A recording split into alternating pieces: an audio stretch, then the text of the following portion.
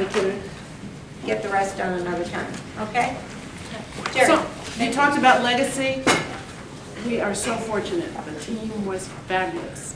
And they're going to present today. They're going to share with you our legacy. They did a spectacular job. And I'm going to have them introduce themselves. They worked very hard. They were first year rising into second year.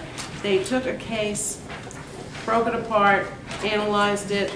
And what I'd like you to start thinking about as you see this fabulous presentation are some questions around how they went about doing it. How did they organize the case? How did they go about planning for it? How did they break up the work?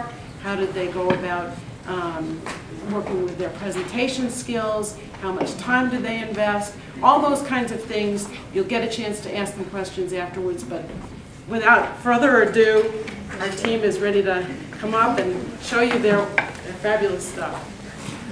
Eric?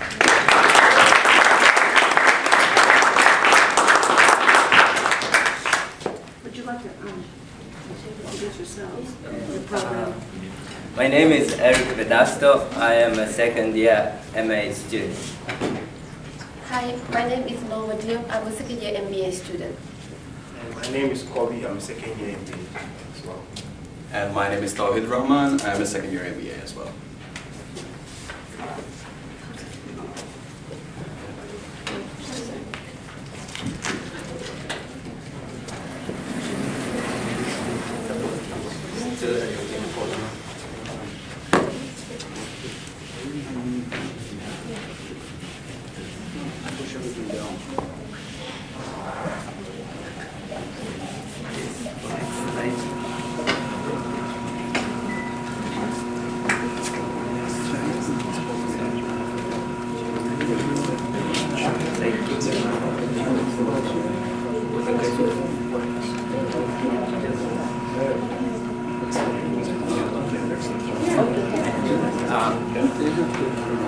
We thought it would be better to give you what our task was, so that as we walk you through the presentation, you may kind of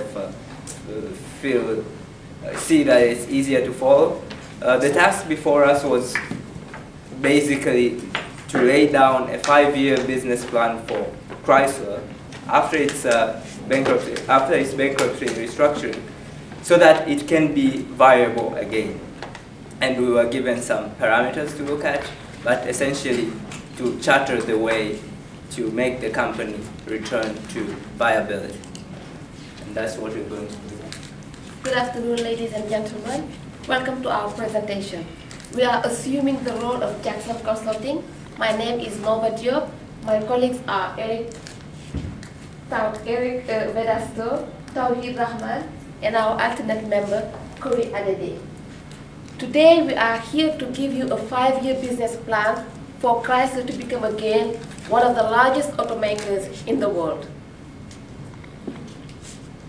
We are going to give you a preview of our short-term, medium-term, and long-term findings. We have done a current analysis of Chrysler's situation, from which we have derived our strategic priorities. From our student body and our alumni body, we have conducted a market survey. We have also incorporated some existing market survey from the auto industry. Based on the survey, we have formulated our product strategy. Now, based on our product strategy and our priorities, we have projected our financial forecast for this 5-year business plan. We have also touched base the retention and talent management issue, and then we will give you an overall conclusion. In the short term, Chrysler needs to shore up its financial situation by increasing its revenue from its high-margin vehicles. In the medium term, Chrysler needs to capitalize on its synergy with Fiat and improve its fleet mileage. Once those two goals are met, Chrysler then can start developing profitable model all across vehicles, and then start its transition from hybrid, plug-in hybrid electric vehicle to electric vehicle. Today, consumers are asking more and more technology to major automakers. On the other hand, we have the government who are putting more pressure and challenging stricter environmental regulation to major automakers. That put financial pressure on these automakers. And then finally, we have a switch from high margin vehicle to low margin small vehicles. All these forces seem to collide and create a new era, a new beginning for Chrysler. Now, every industry has its own strengths, weaknesses, opportunity, and threats. Chrysler's strengths lie in its minivan, its pickup, and its Jeep. However, the company has also got some weaknesses. But we do believe that the short-term weaknesses can be turned into opportunities by using Chrysler's strengths. But first, company needs to increase its dealers' day inventory from 28 to 60 days and use its strengths by increasing the revenue of its higher margin vehicle to shore up its financial situation. We do know that 75% of the company's sales come from North America. Most of those sales are the first category can be turned into opportunity again by using Fiat existing partnership. However, Chrysler can't do anything about government forces and the volatility of gasoline price. But what we suggest is Chrysler takes this advantage and move to electric vehicle. Eric. Tawhid, sorry. Thank you, Nova. So we broke down our strategy recommendation into 3 distinct timeframes: short-term, medium-term, and long-term. In the short term, we believe that Chrysler must shore up its financial situation, because it is the ability to survive in the short term that is going to determine how the company is going to look in the long run. Now, in order to survive, in order to improve its financial health right now, Chrysler needs to take a number of steps.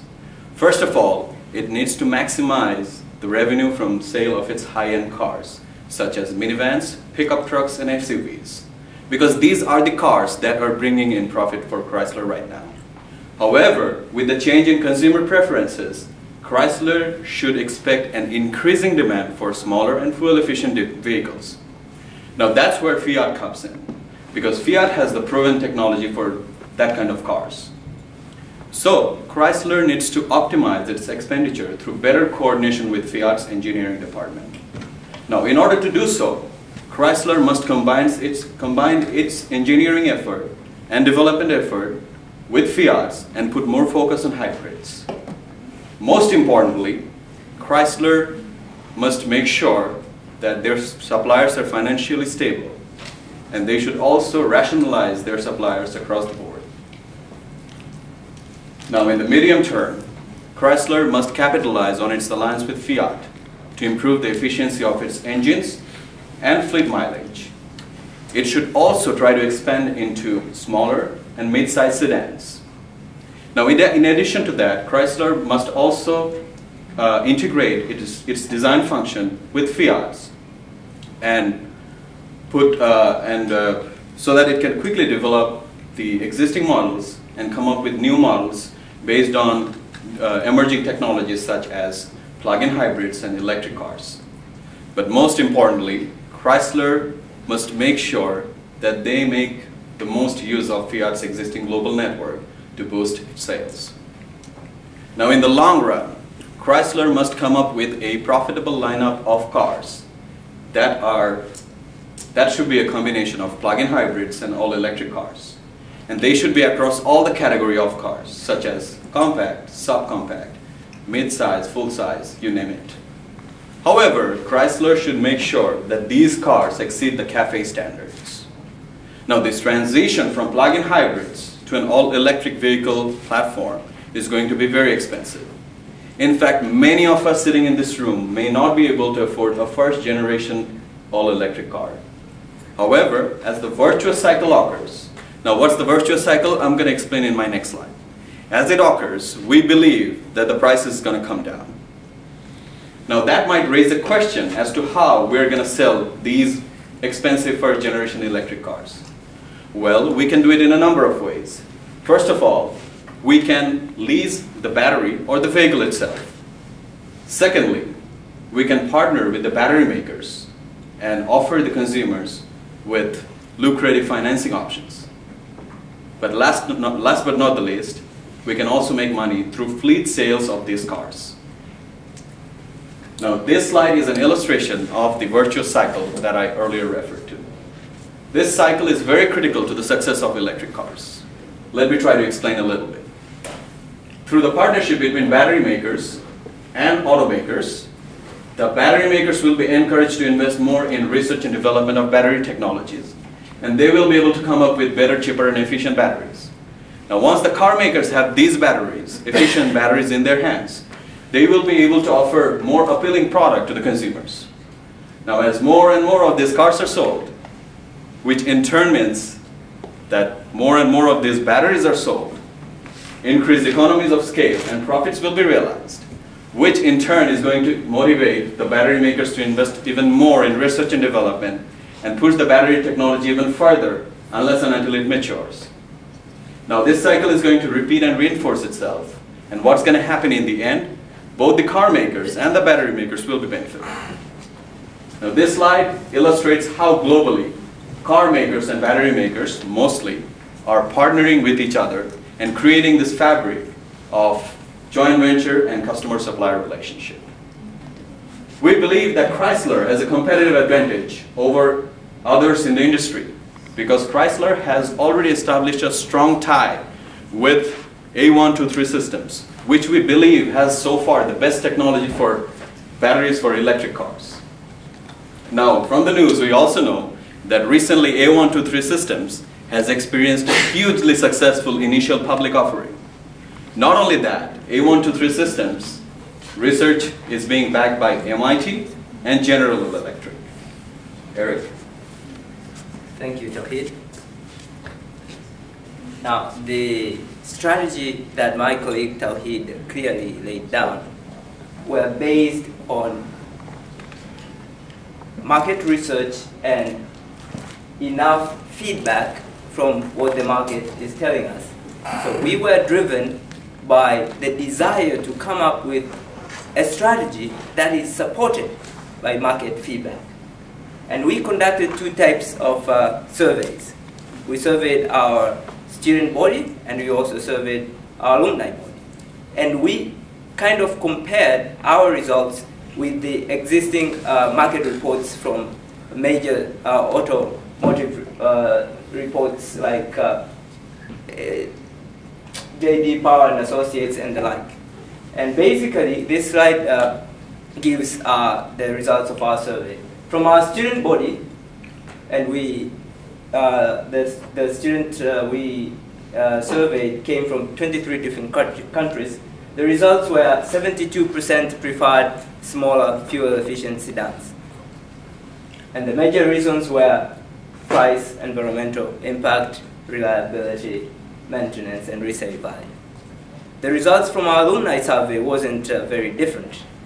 Our alumni, who came from 40 different countries and whose age ranged from 25 and 50 to 50 years, we had 80% preferring small, fuel-efficient sedans and plug-in hybrid electric vehicles. Again, the important factors included fuel efficiency, better handling, and engine power.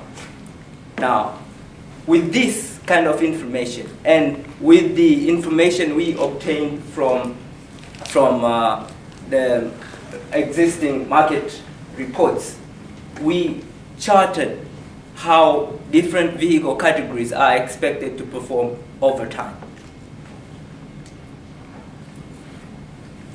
ICE, internal combustion engines.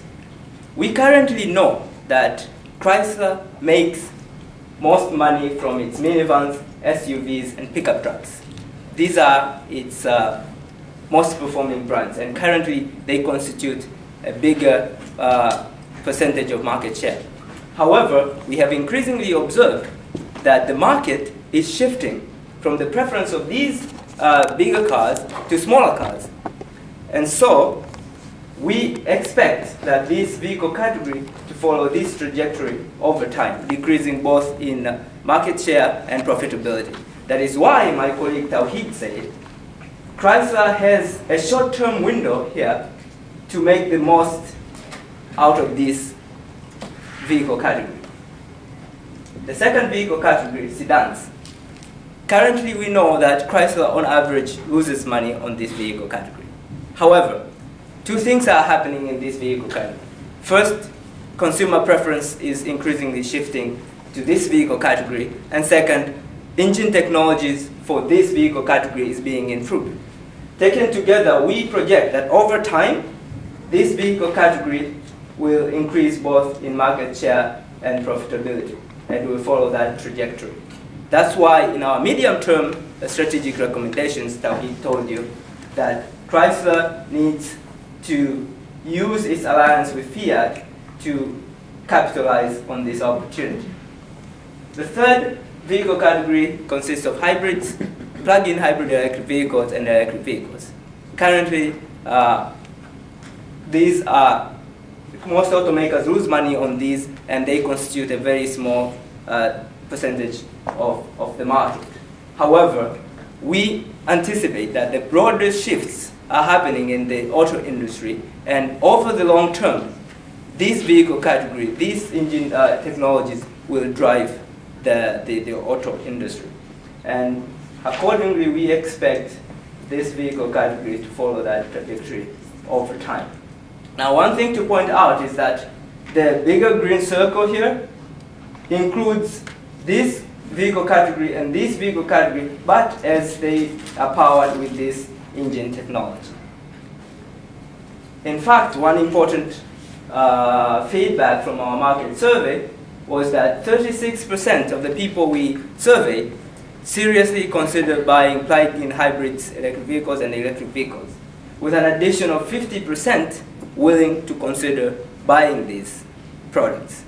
So if only 2/3 of the people who say they are seriously consider if they buy, and 1/3 of those willing to consider do buy, we have a potential of 42% customer acceptance for this vehicle category. That's why we're saying, over the long term, Chrysler must position itself to reap the benefits of these changing industry dynamics. Now, government regulations are changing across the globe. We have seen governments in taking the lead, governments in the European Union, Japan, California, and China increasingly moving to impose more environmental stringent regulations. And we expect that as these governments take the lead, other governments will follow, probably India and Brazil. Now, what we are saying is Chrysler needs to be aware of these changes. And if Chrysler adopts our strategy, it will be better positioned to satisfy these standards, whichever form they may take. Because they may take a number of forms. They may come in the form of carbon or gasoline taxes. They may take the form of road pricing schemes, or any other form. What we are saying is Chrysler needs to be better positioned to satisfy these standards, whichever form they take. And Chrysler should better expect that these regulations are coming sooner rather than later. On staffing and retention, our thesis here is that currently Chrysler has a couple of features that makes it less attractive to talent and other key staff to remain or gravitate to it. So Chrysler needs to fix a number of things that if they are taken care of, it will automatically help its retained staffs to remain, those who are there to remain, and new talent to gravitate towards it. And we are saying that Chrysler needs to bolster its financial position. It needs to come up with a clear product strategy. And it also needs to make sure that the market signals it's sending with regards to its dealers are positive. By improving its financial position, by having a clear-cut product strategy, and by having different financing options, Chrysler will be sending a powerful signal to the market that it's on its way to viability. And if the financials and clear strategies lead, stuff will follow. Now, on this slide, we summarize the financial impact of our entire strategic recommendations. And we focus primarily on the impact of our strategy to net income. Overall, we expect to lose money in the electric vehicle and plug-in electric vehicles. As this technology is being developed, we expect to lose money over time, but we will be losing less and less as the technology advances. However, we expect to gain money from other aspects. For example, we expect to gain money from our ability to capitalize on Fiat's existing technology. We expect to gain money from our ability to capitalize on Fiat's existing international network to boost our sales. And we also expect to gain money from the ability to consolidate our engineering capabilities with those of Fiat. And finally, as we push the electric vehicle and plug-in hybrid electric vehicle technology ahead collectively with Fiat, the consolidation of this effort is expected to save us some money. Now, the net effect per year is that we expect to lose money, 63 million in 2010, and ultimately we will gain 442 million by year 2014. The bottom line. So what we are telling Chrysler is, first, Chrysler must shore up its financial situation. The short term is very important that Chrysler returns to profitability over the short term. It can do that by capitalizing on its existing products that are currently highly performing, the minivans, SUVs, and Ram pickup truck. It can do that also by sharing its expertise with Fiat and coordinating that effort. Over time, Chrysler must expect government regulations to change and must position itself better to satisfy these changing government regulations. Chrysler needs to be aware that customer preferences are shifting broadly from its strong products to its relatively less strong products. High margin products, from high margin products, the bigger truck, to the bigger cars, to smaller cars. And therefore it should position itself accordingly. Also, as broader industry dynamics are changing ultimately towards the electric vehicles, Chrysler also needs to be able to evolve with the evolving industry dynamics. And finally, Chrysler needs to expand overseas. That marks the end of our presentation. Next slide, please.